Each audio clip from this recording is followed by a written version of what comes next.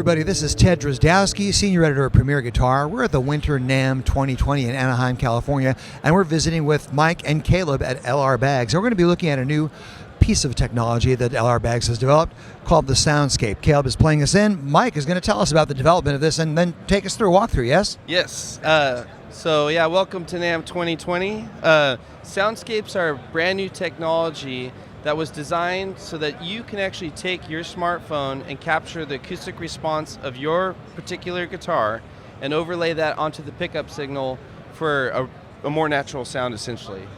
And it uses an app called Acoustic Live and the hardware, which is the pedal, called Soundscape. So I'm going to walk you through how to create what we call a voice print, which is our proprietary impulse response technology. So to create a voice print, it's really simple. It takes about a minute. You're going to go through 4 simple steps. You can look on the monitor here. Basically, you plug in. It doesn't really matter which pickup you have because we're actually measuring the pickup during this process. You're going to place the phone 6 to 8 inches from the 16th fret of your instrument.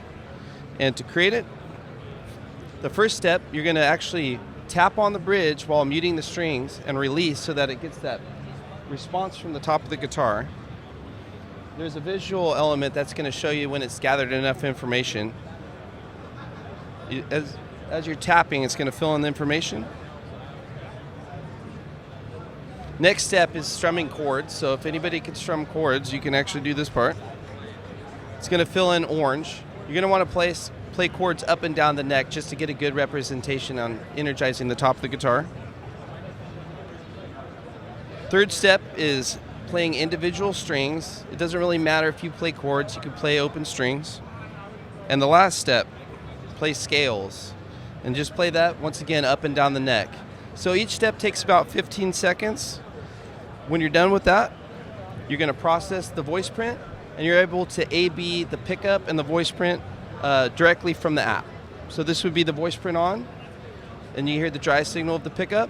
Go back and forth, and if you're happy, you basically save it out to the library on the app or to the pedal, and we'll get into a few more advanced features, but let's go ahead and do an A/B of what a voice print on this bourgeois sounds like. So I'm going to bypass, and then you're going to hear just the Element VTC under saddle pickup by itself.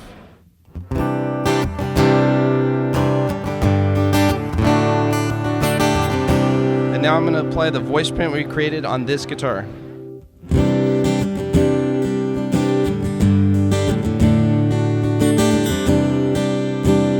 What you're probably noticing on the direct signal is that there's a lot more of that woodiness, and that's actually coming from the top of the instrument.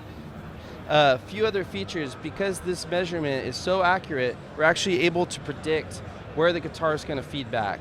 And it applies 3 separate notch filters that are specific to that instrument. You don't really need to go in and tweak that, it's all done for you. The pedal has one control called anti-FB. If you want less feedback, just increase the control. For more advanced players that really want to fine-tune their voice print and their preset for the pedal, we actually offer full parametric graphical EQ. You can actually apply different EQ presets for different venues that you typically play at with the same voice print. Just save it out as a different preset. So, Soundscape pedal, Acoustic Live app will be available spring 2020, and it's going to street at $399.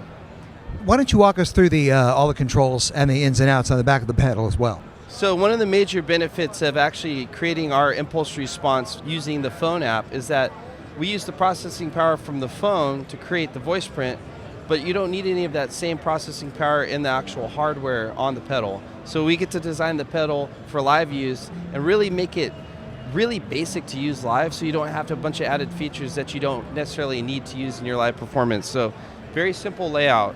A mute, which will actually second as a long press if you want to bypass the preamp. A next feature to scroll through your presets. Here we have the anti-FB control, which is applying more anti-feedback profile to eliminate feedback. Here's your voice control, where you can blend between the dry signal of your pickup and add more voice. Some environments you might want the cutting edge of a pickup, so you might want to do a 50-50 blend. And then here's another selection where you can actually scroll through your presets. There's an input pad, so if you have a really hot signal and you need to bring the signal down, you can actually use the input pad. And really simple features on the back. We have a DI out. I know some people online had questions about if there was a DI. Yes, there's a DI. And then there's an effects send and return. With this kind of impulse response technology, you actually don't want to put anything in line between your pickup signal that you created the voice print with and the pedal.